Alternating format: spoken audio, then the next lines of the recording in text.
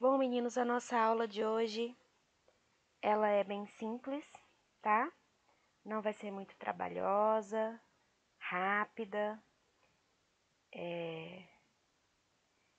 Nós vamos utilizar esse manual, tá? Do Humaniza SUS, onde nós vamos abordar a Política Nacional de Humanização, o PNH. Então, vocês vão ver que existe uma política que regulamenta a instituição do processo de humanização dentro dos serviços de saúde. Então, existe uma lei, existe uma normativa, uma política, um programa de saúde que regulamenta essa implementação do processo de humanização dentro das instituições de saúde, tá? Essa política é chamada de Política Nacional de Humanização, o PNH, conhecido também como Humaniza SUS, certo? Esse material já encontra-se no grupo de vocês também, para que vocês possam dar uma lida, né, tranquilamente em casa. A leitura dele é bem simples, tá? Então, primeiro a gente precisa entender, galerinha, o que é a Política Nacional de Humanização, tá? Primeira coisa, a gente tem que saber que política é essa, o que ela regulamenta, qual a sua importância, tá? E aqui nós já começamos sabendo que ela foi lançada em 2003, né? Então, hoje fazem o que? 17 anos, né? Se a gente for fazer uma referência histórica, é um processo ainda recente, a valorização, a importância do processo de humanização, né? Se a gente for pensar, 17 anos nós não tínhamos nem nascido, não é? Então, essa implementação dessa política de humanização, ela ainda é muito recente, por isso que a gente ainda observa muitas coisas que precisam melhorar, que precisam mudar. E o que essa política, ela objetiva, né? Busca pôr em prática os princípios do SUS no cotidiano dos serviços de saúde, tá? Então, qual o objetivo principal da Política Nacional de Humanização? Pôr em prática os princípios do SUS. Então, a universalidade, né, a equidade, a integralidade, lembram lá dos princípios do SUS? E essa Política Nacional de Humanização, ela tem como objetivo estabelecer com que esses princípios eles sejam colocados em prática. Então, quando eu falo universalidade, com que todas as pessoas tenham acesso, integralidade, que o ser humano ele seja visto como um todo, que todas as suas necessidades sejam atendidas, equidade, né, que para aquelas pessoas mais necessitadas, que elas venham a receber mais assistência. Então, são esses os principais objetivos da Política Nacional de Humanização.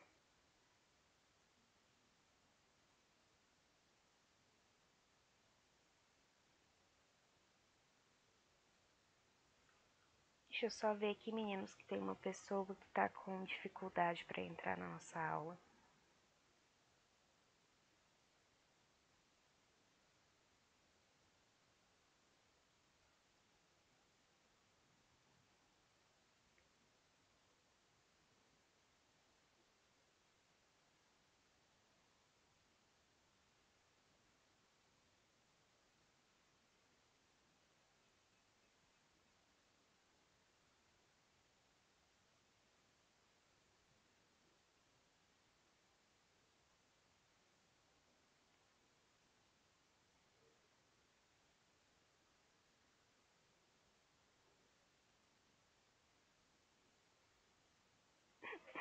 Então, vamos lá dar continuidade. Então, a PNH, então a gente já entendeu que ela tem como objetivo estabelecer os princípios do SUS, certo? E como que ela realiza, né? Como que ela coloca em prática esses princípios?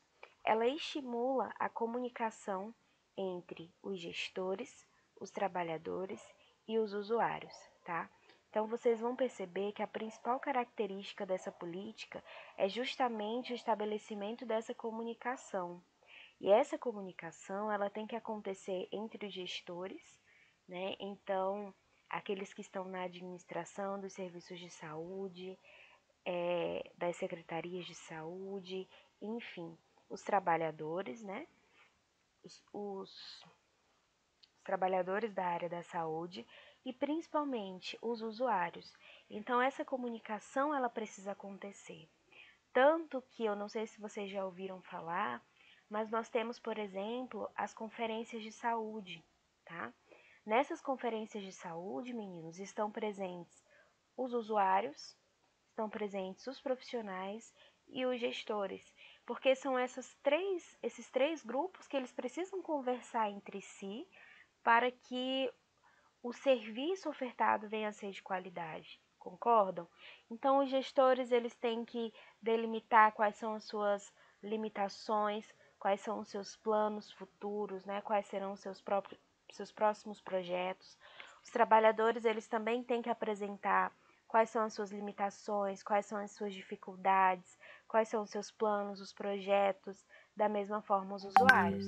Os usuários eles precisam apresentar aos gestores, aos trabalhadores, quais são as suas necessidades, quais são as suas principais dificuldades, quais são os seus principais serviços dos quais eles têm carência, certo? Então, esses três grupos, eles precisam conversar entre si para que esse serviço de saúde ofertado venha a ser de qualidade. Para construir processos coletivos de enfrentamento de relações de poder, trabalho e afeto que muitas vezes produzem atitudes e práticas desumanizadoras, que inibem a autonomia e a corresponsabilidade dos profissionais de saúde em seu trabalho e dos usuários do cuidado de si, e dos usuários no cuidado de si. Então, o que ele está nos apresentando aqui?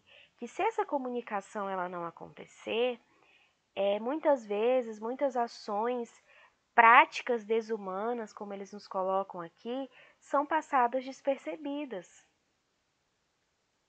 né? E tais ocorrências, elas precisam ser comunicadas entre os usuários, entre os trabalhadores, entre os gestores, para que se possa buscar uma solução para esses problemas, tá?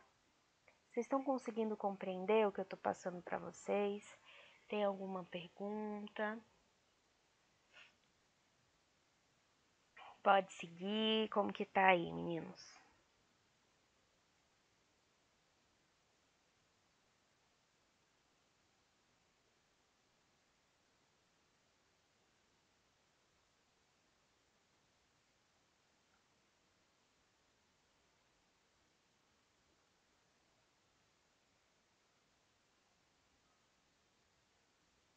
Ok. Maria Karina, Marineide. Então vamos seguir, né? Então, galerinha, essa política, ela está vinculada, então, à Secretaria de Atenção à Saúde do Ministério da Saúde, certo? Então, ela tem vínculo com a Secretaria de Atenção à Saúde de referência do Ministério da Saúde. Ela conta com equipes regionais de apoiadores que se articulam às secretarias estaduais e municipais. Então, todos os serviços de saúde, eles apresentam essas referências, tá? Eles apresentam referências regionais, referências estaduais, referências municipais. E aí, no caso, os municípios recebem apoio do estado, orientações, enfim, os estados das regionais, né, do Ministério da Saúde e assim por diante. Então, nós temos uma hierarquia, né, em relação a esses serviços de saúde, sendo que cada setor deste será responsável por orientar e apoiar o outro, tá? Então, essas secretarias estaduais dão apoio aos municipais de saúde e assim por diante. A partir dessa articulação, se constroem de forma compartilhada planos de ação para promover e disseminar inovações nos modos de fazer saúde. Isso daqui também é muito importante, tá? Porque o que acontece? As mudanças em saúde, meninos, para que nós possamos surgir com novas ideias, aqui ele nos traz com novas formas de se fazer saúde, né? Então, se você tiver ideias de melhorar um atendimento, de melhorar a humanização em um setor, você tem que iniciar com um plano de ação. Então, nesse plano de ação, você vai identificar o local em que ele será aplicado, o que será feito, como será feito, quais as equipes que precisam estar envolvidas, né? Você precisa delimitar o seu plano de ação. E principalmente, você tem que indicar qual é o seu objetivo. Então, sempre que a gente vai fazer uma ação, a gente tem um objetivo, certo? E nós queremos alcançar aquele objetivo. E para que nós possamos alcançar esse objetivo, nós temos que atingir algumas metas, nós temos que ter alguns profissionais envolvidos, nós temos que ter métodos para atingir esse objetivo, tá? Então, tudo isso precisa estar muito bem delimitado. E, em geral, esses planos de ações, eles precisam ser construídos com apoio estadual, municipal, regional, tá? E podem estar presentes também aqueles 3 grupos dos quais nós falamos: os gestores, os profissionais e os usuários, tá? E qual é o objetivo da realização desses planos de ação? Melhorar os nossos serviços de saúde, tá? Tanto na questão da humanização, quanto em relação ao acesso aos serviços de saúde e determinados outros fatores.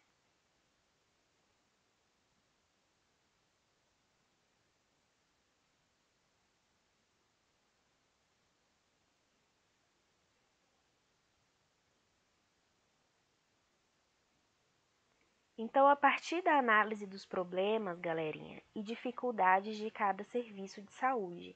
Então, a primeira coisa que se é feito é o quê? É analisar o problema de cada situação, não é? Então, primeiro a gente tem que analisar, ó, esse setor, ele está sendo precário no acolhimento ao paciente, por exemplo.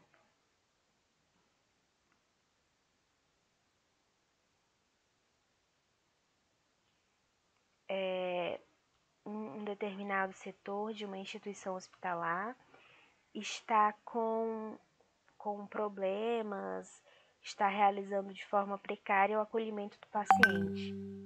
Então, nós identificamos um problema, nós identificamos uma dificuldade, e a partir dessa dificuldade ocorre então a implementação de um plano de ação, né? Nós identificamos um problema e a partir desse problema, então, nós vamos propor um plano de ação.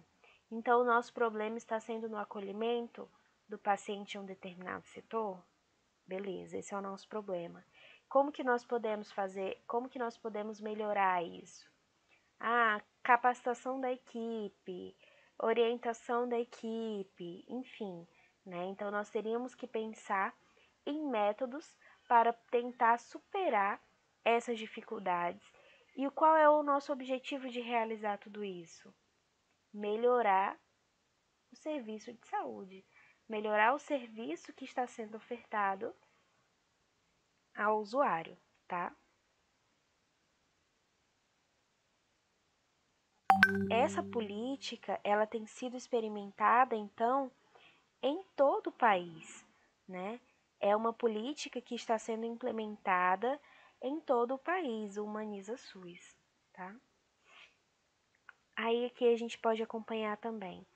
Existe um SUS que dá certo e dele partem as orientações da Política Nacional de Humanização, traduzidas em seu método, princípio, diretrizes e dispositivos.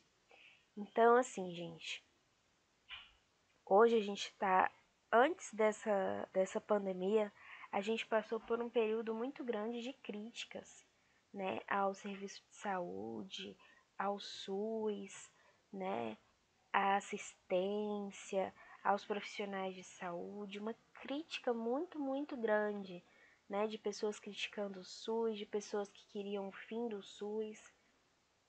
E, infelizmente, isso é um absurdo, né? O SUS ele tem suas limitações, o SUS tem suas dificuldades, mas o SUS ele ainda é um serviço essencial, na qual todos nós temos acesso, né?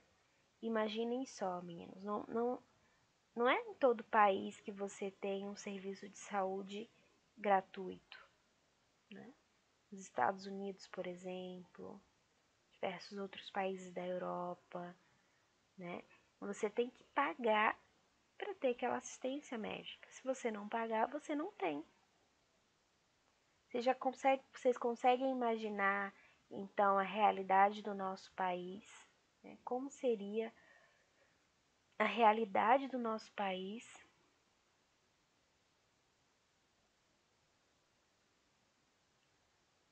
a dificuldade do nosso país diante de um serviço de saúde privado, né? Que para que você tenha acesso àquele serviço, você tem que pagar. Vocês conseguem imaginar como estaria a nossa realidade hoje?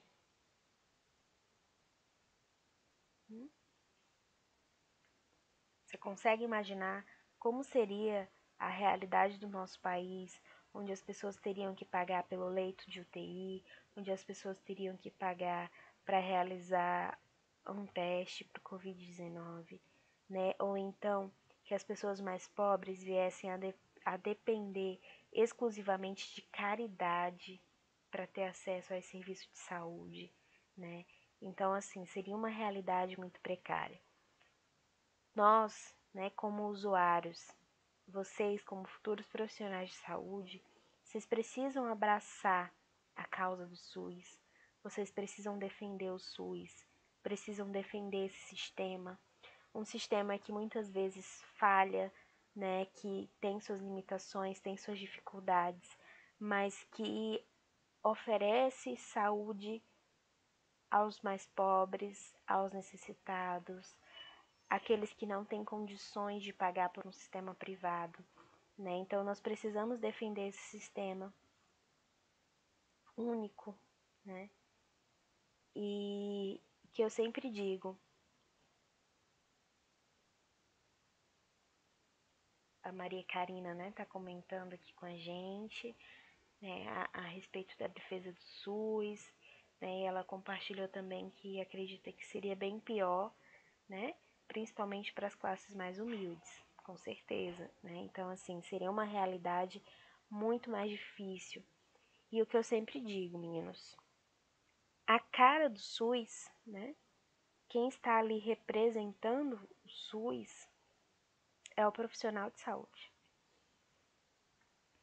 E eu já ouvi, particularmente, né? Muitas pessoas criticando o SUS, não pela estrutura, não pela falta de recursos, mas pelo atendimento que recebeu dos profissionais que estavam ali. Então, profissionais que não queriam trabalhar, profissionais de cara feia, profissionais que não estavam preparados, profissionais arrogantes, ignorantes, que não sabem receber, tratar e cuidar de um paciente. E muitas pessoas acabam criticando o SUS por conta desses profissionais, tá? Por conta desses profissionais que estão ali representando o SUS. Nós somos a cara do SUS, né? E nós precisamos valorizar isso. Claro que existem diversos outros problemas, falta de recursos, sobrecarga de trabalho, né? Estrutura precária, superlotação, enfim. Mas nós temos que realizar o nosso trabalho, galerinha, da melhor forma que a gente puder, né?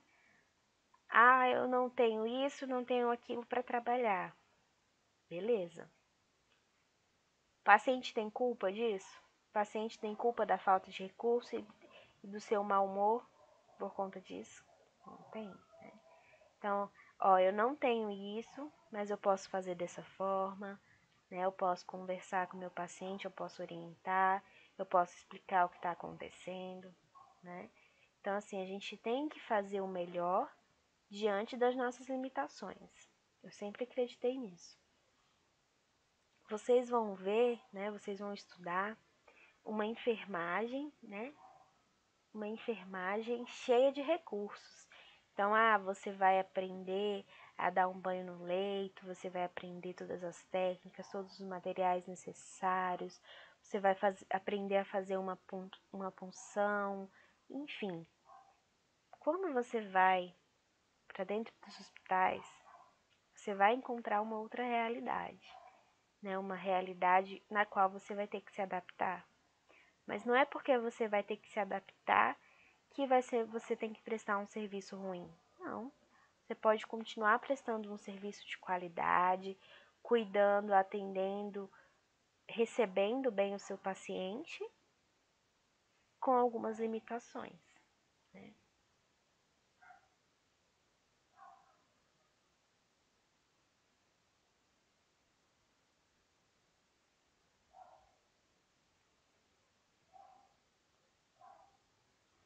A Maria Karina está compartilhando com a gente, né, que nessa época de pandemia o sistema do SUS não está funcionando, né, questão de agendamento de consultas e tudo mais. Bom, infelizmente essa não é uma realidade somente do nosso país. E era justamente o medo, né, que nós tínhamos disso acontecer. Lá no início, né, a gente falava do colapso do serviço de saúde, que seria justamente muitas pessoas que estariam adoecendo, né, de coronavírus, que precisariam de assistência médica, que precisariam estar internados e das demais pessoas, né, que estão adoecendo. Então, assim, vamos pensar, vamos lembrar lá antes da pandemia, né? O PS já era super lotado, já tinham pessoas que ficavam no corredor, pessoas, superlotação ali naquela observação. Então, teoricamente, né, o nosso serviço de saúde ele já é superlotado. Nós já temos poucos serviços de saúde, poucos profissionais. Aí você imagina em uma situação de pandemia. Então, logicamente que esse colapso ele iria acontecer, tá? E não é uma realidade somente do nosso estado, do nosso país. Porto Velho, por exemplo, não sei se vocês acompanharam, mas eles estão com todos os leitos de UTI ocupados.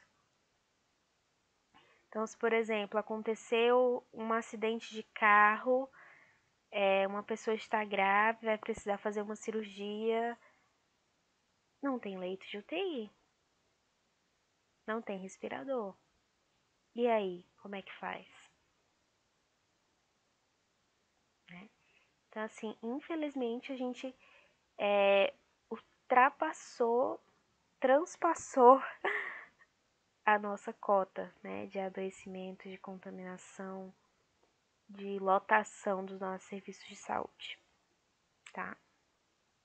Mas não é por conta disso, né, Karina, que a gente vai desistir do nosso SUS. Muito pelo contrário, a gente tem que defendê-lo, né, abraçar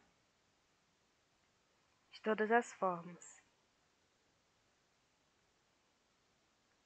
Então, o Humaniza SUS, como também é conhecida a Política Nacional de Humanização, aposta na inclusão de trabalhadores, usuários e gestores na produção e gestão do cuidado e dos processos de trabalho.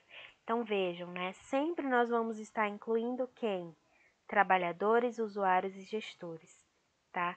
Essas três classes, elas vão estar presentes nesse processo de produção e gestão do cuidado, tá?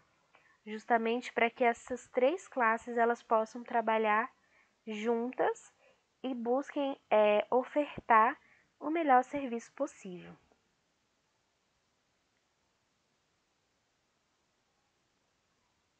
A comunicação entre esses três atores do SUS provoca movimentos de perturbação e inquietação que a PNH considera o motor de mudanças, né? Então é justamente a interação, né, a conversa, o diálogo que acontece entre os gestores, os profissionais e os usuários que vão funcionar como um motor para o estabelecimento da PNH.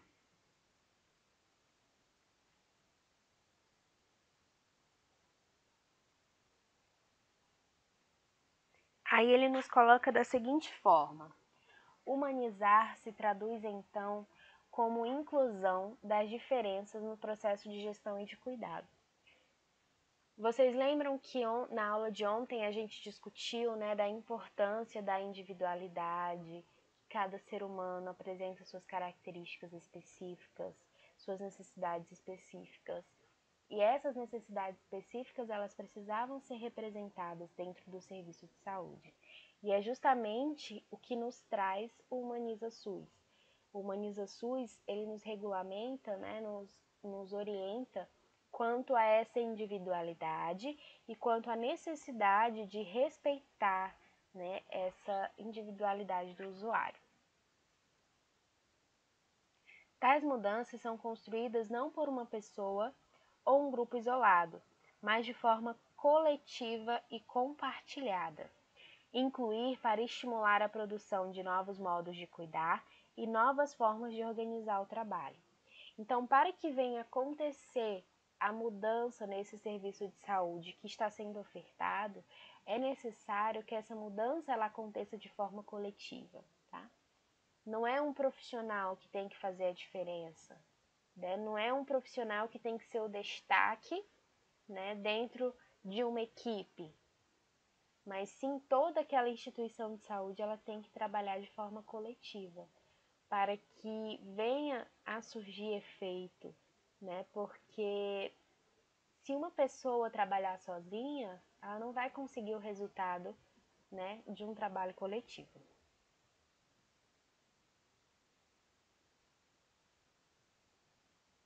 Mas incluir como, né? Como que pode acontecer essa inclusão? Pode ser através de rodas de conversa, tá? Como que acontece então essa interação usuário, gestor e trabalhador, né? Pode acontecer através de rodas de conversa, através do incentivo às redes e movimentos sociais e a gestão dos conflitos gerados pela inclusão das diferenças são ferramentas experimentais nos serviços de saúde, a partir das orientações da PNH.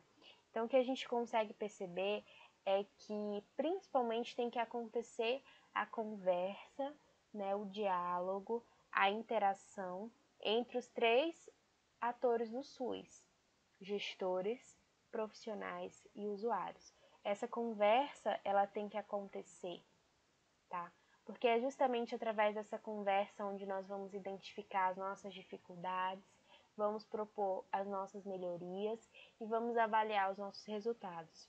Se não acontecer esse diálogo, como que a gente vai identificar uma dificuldade, né, do nosso setor, do nosso serviço de saúde? É muito mais difícil.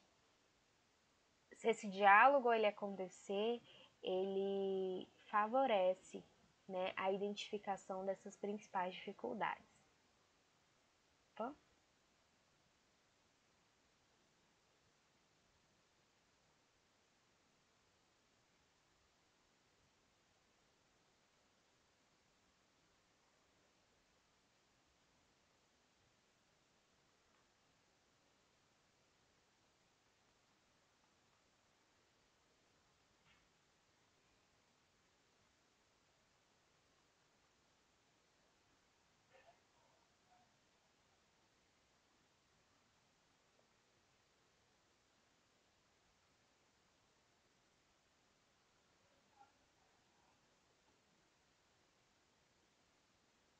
Incluir os trabalhadores na gestão é fundamental para que eles, no dia a dia, reinventem seus processos de trabalho e sejam agentes ativos das mudanças nos serviços de saúde.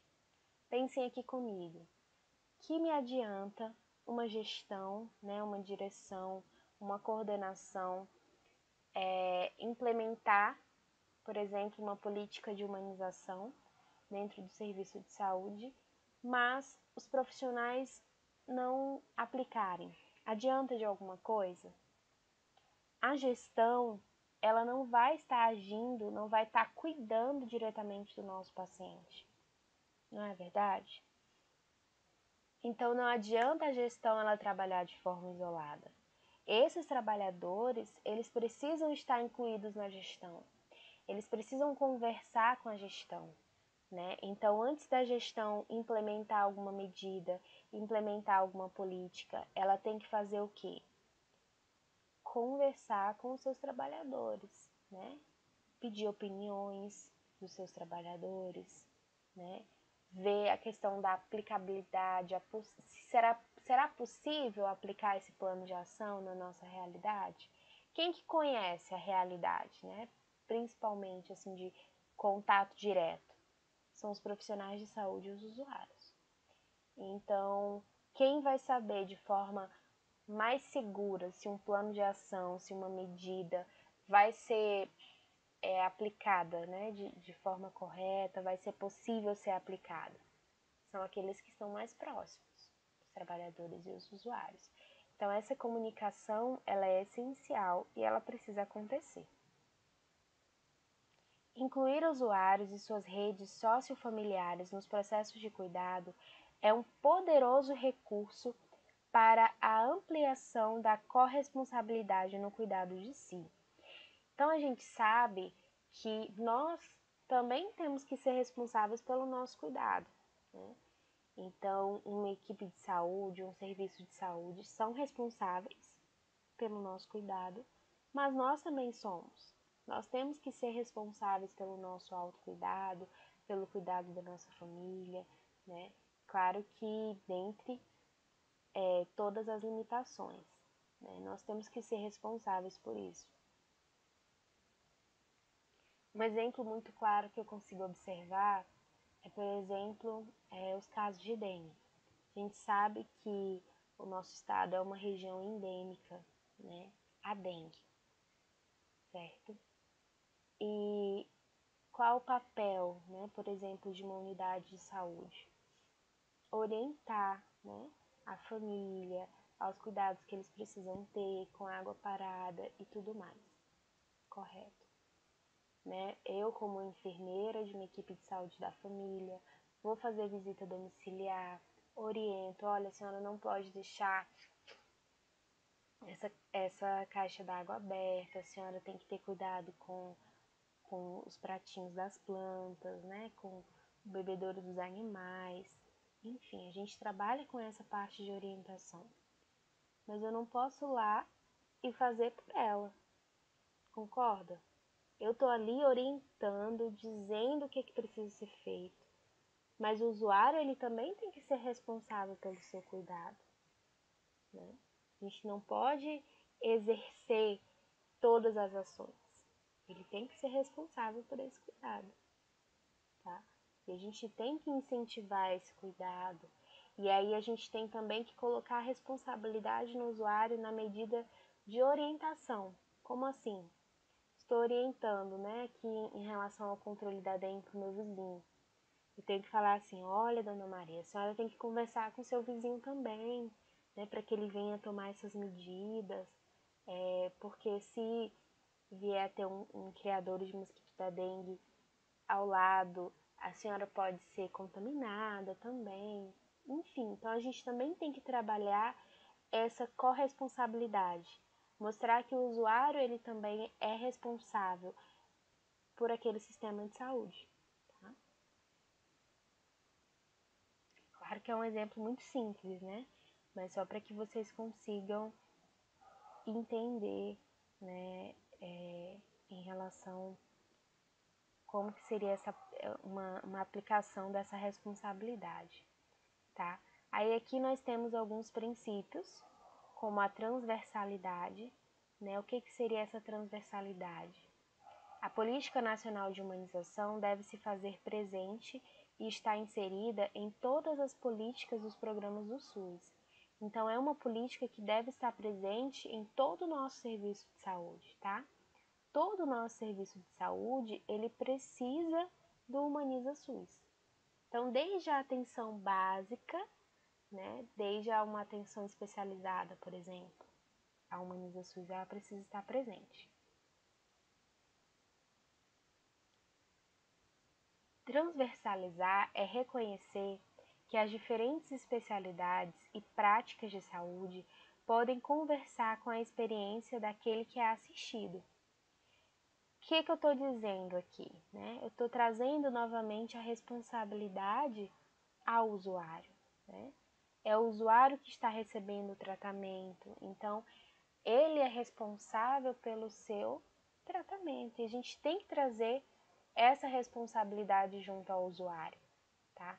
Então, qualquer que seja a especialidade, qualquer que seja a assistência que esse paciente está recebendo, a gente tem que reconhecer a importância da colaboração, né, da opinião do usuário, né, de quem está sendo assistido. Tá? Produzindo saúde de uma forma mais o que? Corresponsável. Então, nós temos que parar de visualizar um paciente como aquele que recebe, né? Nós temos que parar de visualizar um paciente como aquele que está deitado no leito, pronto para receber uma medicação, um paciente que não tem direito à voz, à opinião, a questionamento, a entender o que está acontecendo com ele, né? Nós temos que parar de visualizar o paciente dessa forma. Ele é corresponsável pelo seu tratamento, tá? Então, o paciente ele tem o direito de saber o que está acontecendo com ele, de saber qual será o tratamento que ele irá receber, quais serão os efeitos adversos desse tratamento, tá? Ele é corresponsável por tudo isso. Então, se um paciente, por acaso, vier a recusar uma medicação, você vai fazer o quê? Primeiro você tem que conversar com ele, né? Explicar qual é a medicação, qual a importância dessa medicação, por que ela está sendo prescrita, qual será a consequência se ele não vier a tomar essa medicação. Depois que você fizer toda essa orientação, né? Então, por isso que muitos alunos me perguntam assim, né? Técnicos de enfermagem. Ah, professora, por que eu tenho que saber para que serve uma dipirona? Né? Por que eu tenho que saber para que serve tal coisa, se não sou eu que vou prescrever, eu vou só lá e administro? Porque é você que vai orientar o seu paciente. Então, você tem que orientar qual o objetivo daquele medicamento, né? Qual a sua finalidade, quais os efeitos adversos, o que vai acontecer se esse paciente não tomar essa medicação. Tudo isso você tem que orientar antes de administrar uma simples dipirona, por exemplo. Mas mesmo você orientando, conversando, seu paciente se recusou a fazer uso da medicação, tudo bem, direito dele, tá? E esse direito, né, essa escolha, ela precisa ser respeitada.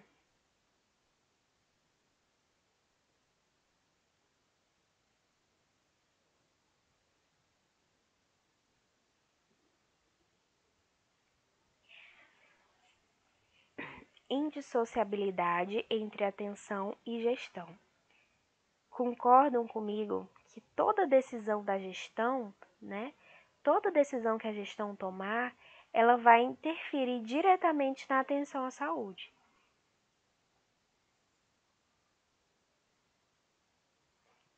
Sim, Mary. Sim, Mari. Precisam, né, saber para que serve toda a medicação. Vocês não podem administrar um medicamento se vocês não o conhecem, não sabem a sua diluição, porque você tem que orientar o seu paciente, né? É você que vai estar ali de contato mais próximo e direto com ele. Então você tem que conversar, explicar.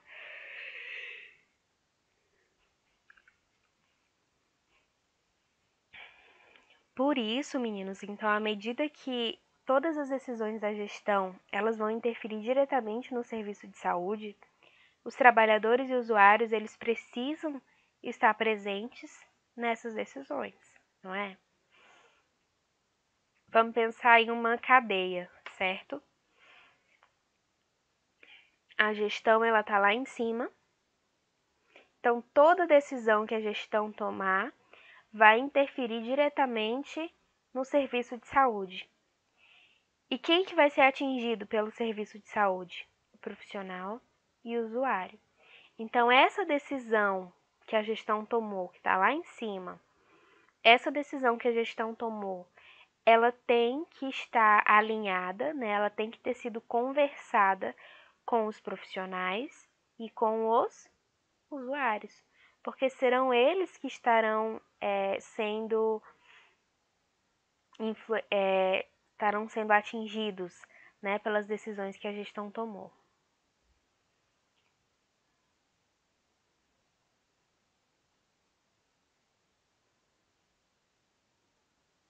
Aí é que ele nos fala também a questão da corresponsabilidade, ó, vejam só. Ao mesmo tempo, o cuidado e a assistência em saúde não se restringem às responsabilidades da equipe de saúde. Então, parem de pensar que o cuidado de saúde é exclusivo do profissional. Não é, tá? O usuário e sua rede sociofamiliar também devem se corresponsabilizar pelo cuidado de si nos tratamentos, assumindo uma posição protagonista com relação à saúde e à daqueles que lhes são caros, tá? Então, o usuário, ele também é responsável pelo cuidado, né? Ele é corresponsável por esse cuidado. Então, esse cuidado, na verdade, ele é formado pelos gestores, pelos profissionais e pelos usuários. Para que o serviço de saúde venha a ter uma ampla funcionalidade, venha a funcionar da forma correta, né, venha a ter um bom serviço de saúde, nós precisamos que esses três estejam integrados, né, estejam em interação. Tá?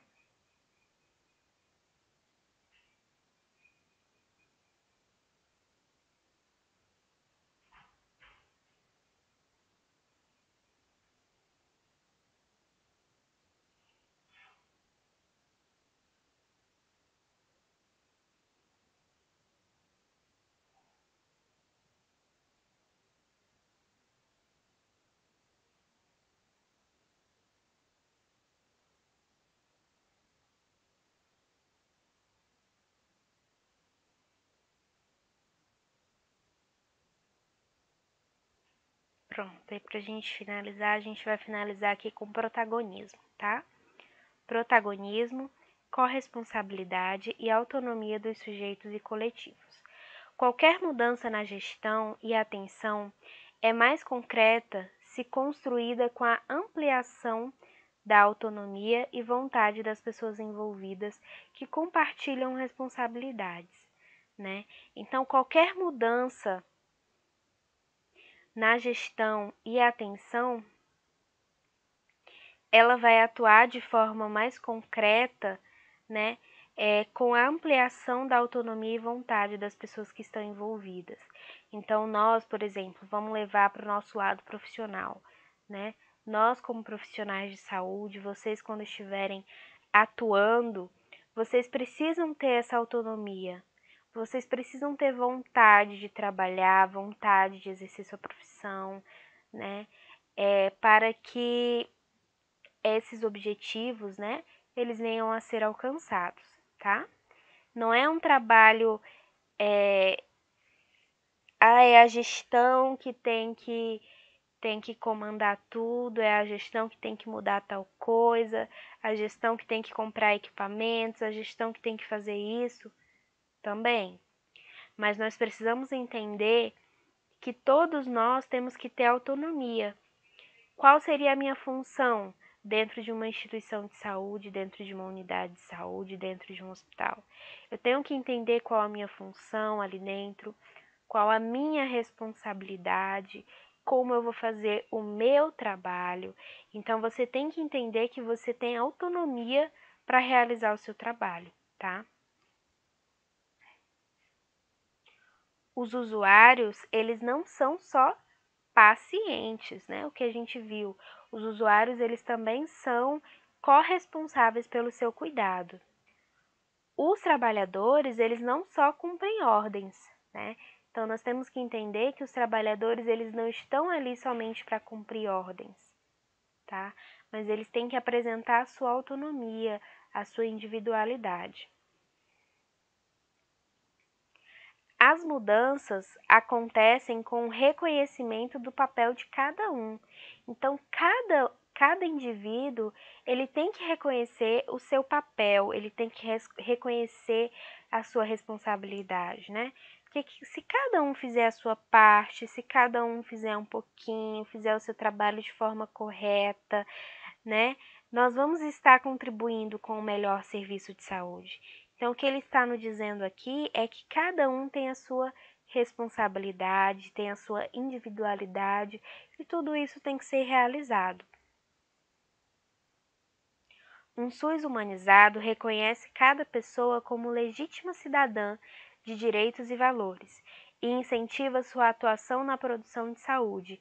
Então, o SUS ele reconhece que cada um tem a sua individualidade, né? Que cada um é um cidadão de direito, né? De direitos e para que todos nós, usuários, profissionais, gestores, todos nós temos que atuar nessa produção de saúde. Então, todos nós temos que atuar nessa produção e melhoria dos serviços de saúde, tá? Então, hoje a gente fez uma breve introdução, né, dos princípios da Política Nacional de Humanização, das suas definições, enfim. Esse material ele já está disponível, tá? No grupo de vocês podem ler essa parte que nós já debatemos aqui em aula. Qualquer dúvida, vocês podem perguntar, tá? E amanhã nós vamos trabalhar a parte do acolhimento, tá bom? Acolhimento e classificação de risco. Alguma dúvida, galerinha?